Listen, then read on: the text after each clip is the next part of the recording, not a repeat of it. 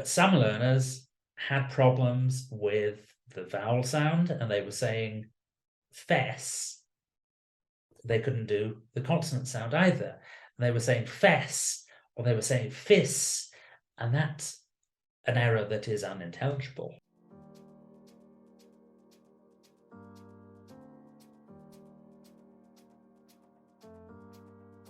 Hi, I'm Hedvig from Gallery Teachers. Welcome to our channel.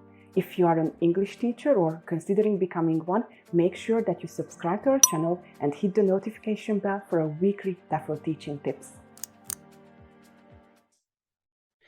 Giving effective and quick corrective feedback on pronunciation errors or mistakes by our learners can be quite challenging to do.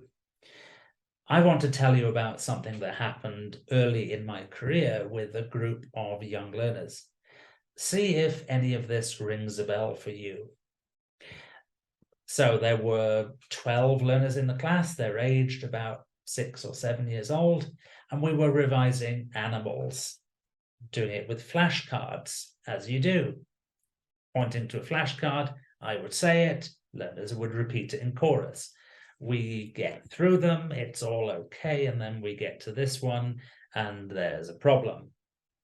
I say fish, and I go to the learners, and there's a cacophony of different sounds. Some of them say fesh. That's okay, actually. Some varieties of English, like New Zealand English, for example, they would say fesh instead of fish.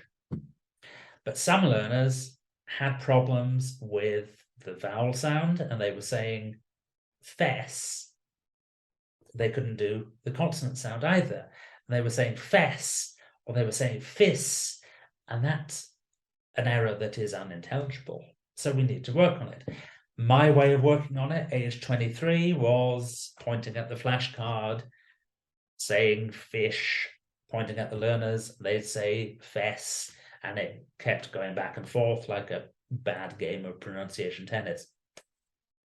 Now, actually, what I would do this time, knowing what I know now, is focus on the physicality of pronunciation. Because pronunciation is all about what happens in the mouth. It's not just theoretical, it's physical. So I'd start learners focusing on the sound they can make, right? S, and we'd repeat it. S, and we think about what's happening to our mouth. It's open or it's wide like this. S, and the tongue is behind the teeth. Then we contrast it with the sound they're having problems with. Sh. Our lips go round, our tongue moves back. And if you try to make s with round lips, sh, it pushes the tongue back anyway. Learners will really enjoy the physicality of this, and they often find that they're learning something new about their mouths, about their body that they didn't know about.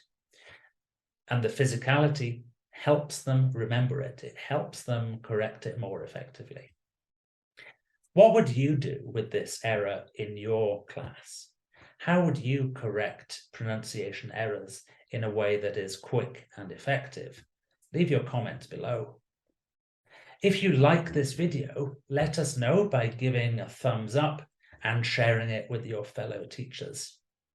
That's it for this video. Thank you so much for watching. Don't forget to hit that subscribe button and notification bell for more weekly TEFL teaching tips from Gallery Teachers. Bye-bye.